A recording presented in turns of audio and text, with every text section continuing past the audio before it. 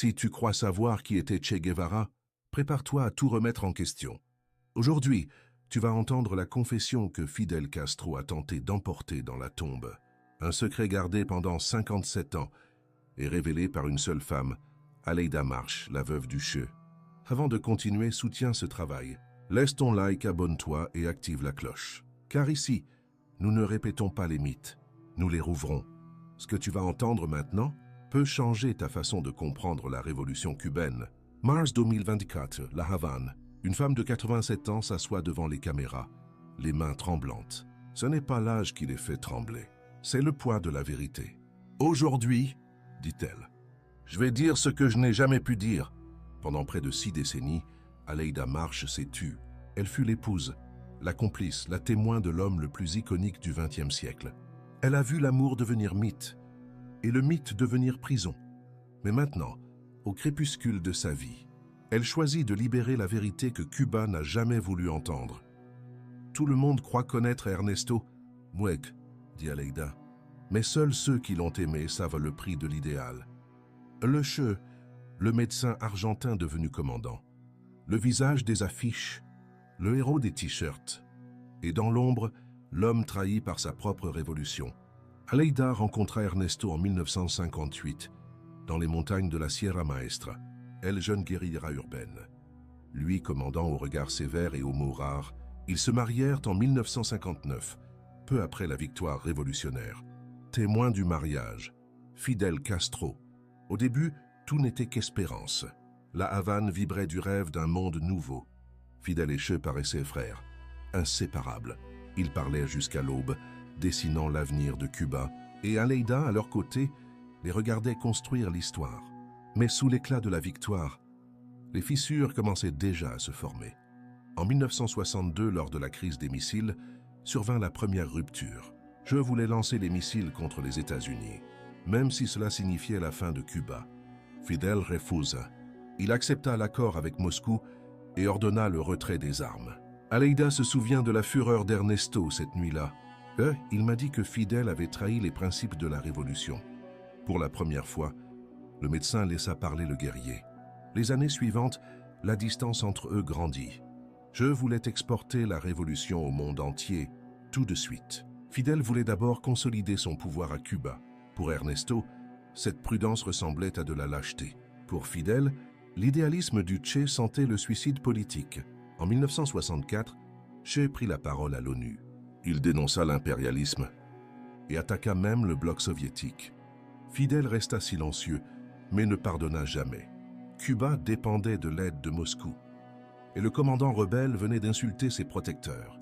Un an plus tard, survint la conversation qui changea tout. Mars 1965, Fidel et Che s'enfermèrent dans le bureau pendant 3 heures. Aleida attendait dehors, n'entendant que des murmures.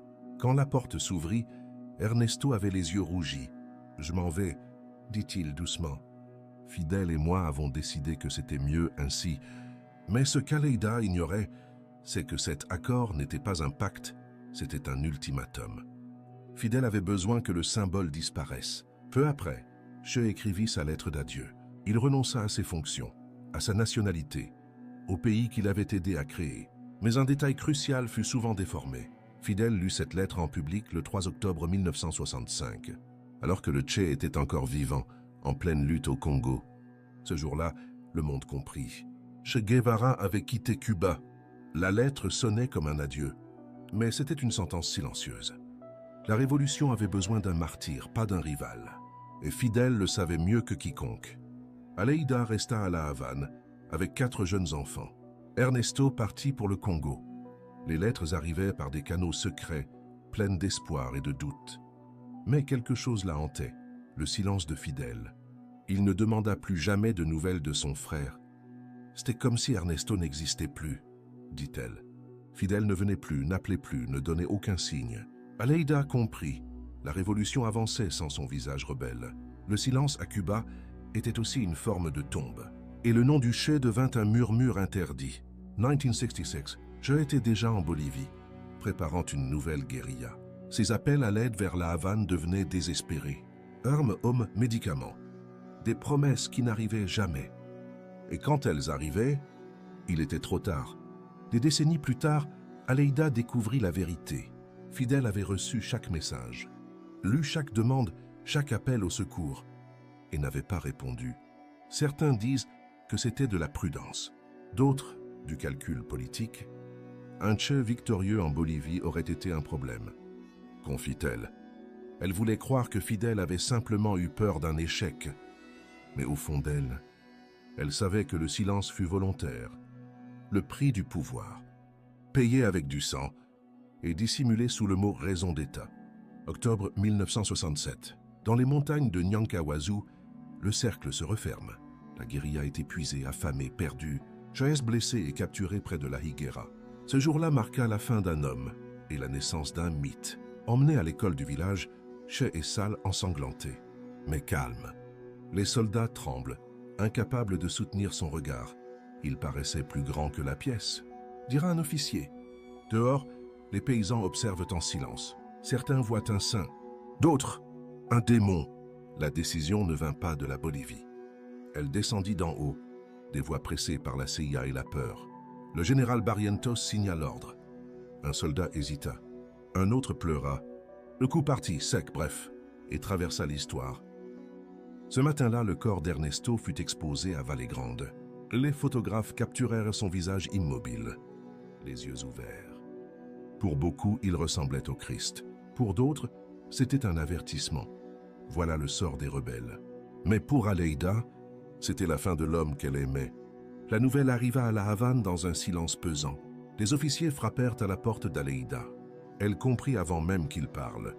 Elle tomba à genoux, entourée de ses enfants qui ne comprenaient pas, et pensa, où était Fidel quand il avait le plus besoin de lui? Quelques heures plus tard, Fidel apparut, les yeux rouges, la voix brisée. « J'ai perdu un frère », dit-il. Aleida le fixa froide. « Si c'était ton frère, pourquoi l'as-tu laissé mourir seul ?» C'est à cet instant qu'elle comprit la vérité. Fidel n'avait pas trahi par haine, mais pour quelque chose de plus froid, la logique du pouvoir. Entre l'amitié et le contrôle. Il choisit le contrôle, et cette décision le hanterait jusqu'à la fin de sa vie. Quelques jours plus tard, Cuba pleura officiellement. Fidel lut à la télévision la lettre d'adieu du Che, cette même lettre de 1965, gardée 2 ans dans une poche, et désormais transformée en relique politique. Aleida regardait en silence. Elle savait que les mots étaient sincères, mais elle savait aussi qu'ils étaient utilisés. Fidel transformait la mort de son ami en drapeau. L'homme devenait mythe, et le mythe devenait instrument. Pourtant, il ne l'abandonna pas. Fidel assura à Aleida une maison, une éducation pour ses enfants. Il prit soin de la famille du Che, avec un mélange de culpabilité et de tendresse. Il voulait payer une dette, dit Aleida, mais aucune dette n'efface l'absence. Pendant 30 ans, elle vécut entre gratitude et colère. Aux anniversaires de la mort d'Ernesto, Fidel la faisait venir aux cérémonies. Elle souriait pour les caméras.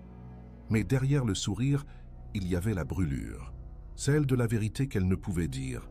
Les enfants du Che grandirent en voyant Fidel comme un père. Il les visitait, les conseillait, les appelait « mes garçons ». Aleida observait en silence. Comment haïr un homme qui protégeait les fils de ton amour? C'était son supplice le plus intime. En 1997, tout changea. Après 30 ans de fouilles, on retrouva les restes du Che.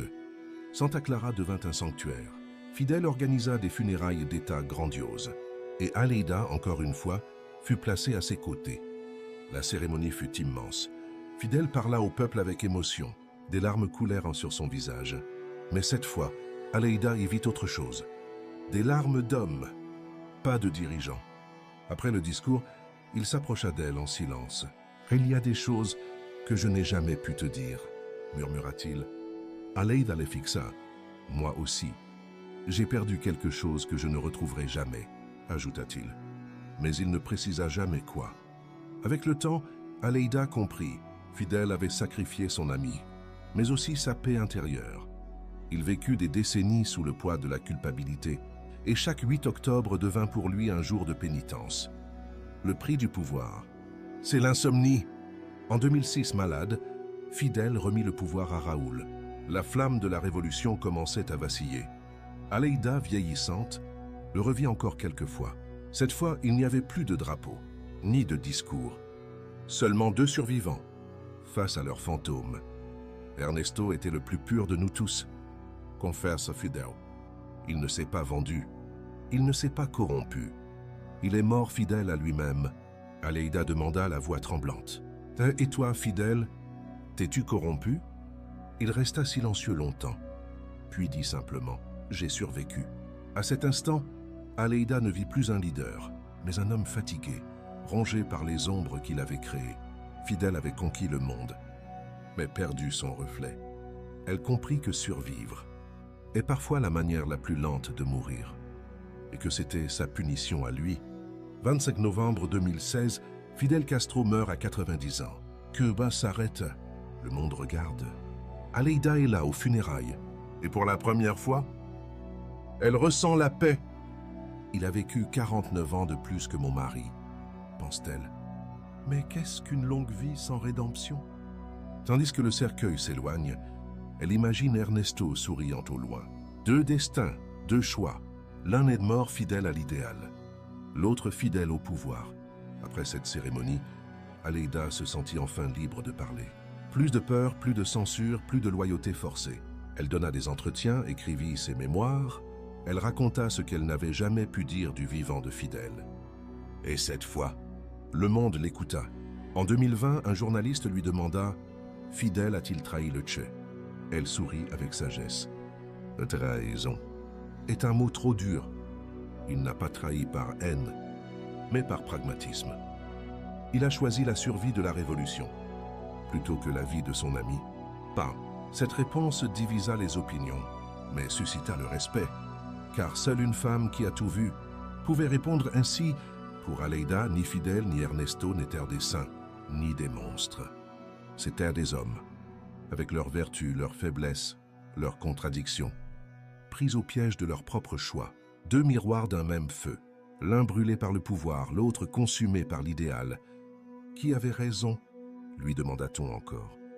Aleida répondit, peut-être les 2, peut-être aucun. Fidel a vécu assez longtemps pour douter de lui-même. Je est mort avant de se corrompre, et c'est cela qui le rend éternel. En 2022, elle confia un secret. Avant de partir pour la Bolivie, Ernesto m'a dit qu'il ne reviendrait pas. Il savait que Fidel ne le sauverait pas. Mais il préférait mourir en combattant que vivre en se taisant. Ces mots résonnent comme une prière gravée dans la pierre. L'année suivante, à 87 ans, elle donna sa dernière grande interview. Le regard clair, la voix posée, sans peur du passé. « Je veux que le monde comprenne », dit-elle doucement. Ils n'étaient pas des monstres, mais des humains. Et le silence qui suivit fut plus fort que toutes les révolutions. Elle parla de vertu et d'erreur, de courage et de vanité, de foi et de politique, de l'amour broyé par le pouvoir, et des idéaux qui finissent toujours par dévorer leurs enfants. Fidel a choisi la politique, Ernesto le risque. L'un a vécu comme un roi, l'autre est mort comme un guerrier. L'un a conquis le monde, l'autre le cœur du monde. Et tous 2 ont payé le prix. L'un avec sa vie, l'autre avec sa conscience. Après cette confession, le monde vit Aleida autrement. Non plus comme la veuve du Che, mais comme la gardienne de 2 vérités irréconciliables. Pendant des décennies, elle porta dans ses mains la révolution et la perte, et comprit qu'aucune idéologie n'est plus grande que l'amour. Je ne cherche ni pardon, ni vengeance, dit-elle encore. Je cherche la compréhension, car comprendre c'est ce qui reste quand tout le reste s'effondre, et la compréhension demande plus de courage que la guerre. C'est le dernier acte de liberté. Le temps passa. Les visages de Che et de Fidel devinrent des icônes, mais les leçons furent oubliées. Che, à l'idéal, Fidel, le remords, et Aleida, le lien entre la flamme et l'homme. Ne me rappelez pas comme veuve, dit-elle. Rappelez-moi comme témoin. Celle qui a vu 2 géants tomber, l'un sur le champ de bataille, l'autre dans la politique, et qui a compris que tous 2 étaient de fait de la même matière. Fierté, foi et solitude, chaque révolution commence avec la foi et finit dans le remords. Le feu purifie, mais il détruit aussi. Et quand il s'éteint, il ne reste pas des héros. Il reste des êtres humains, cherchant à survivre à leur propre histoire. Si Aleida nous laisse une leçon, c'est celle-ci. Le pardon n'est pas l'oubli. C'est accepter que le passé ne change pas, mais que notre regard peut changer. Aimer quelqu'un, c'est parfois reconnaître sa ruine et choisir malgré tout de ne pas le haïr. La mort du Tche mit fin à une époque, celle de Fidèle, à une illusion, et le témoignage d'Aleida en ouvrit une autre, une ère où les symboles redeviennent humains et où la vérité cesse d'être l'ennemi de la foi, car au fond, toute histoire est une confession, et toute confession un acte de courage. Fidèle a parlé trop tard. Aleida. Juste à temps. Et nous apprenons encore à écouter.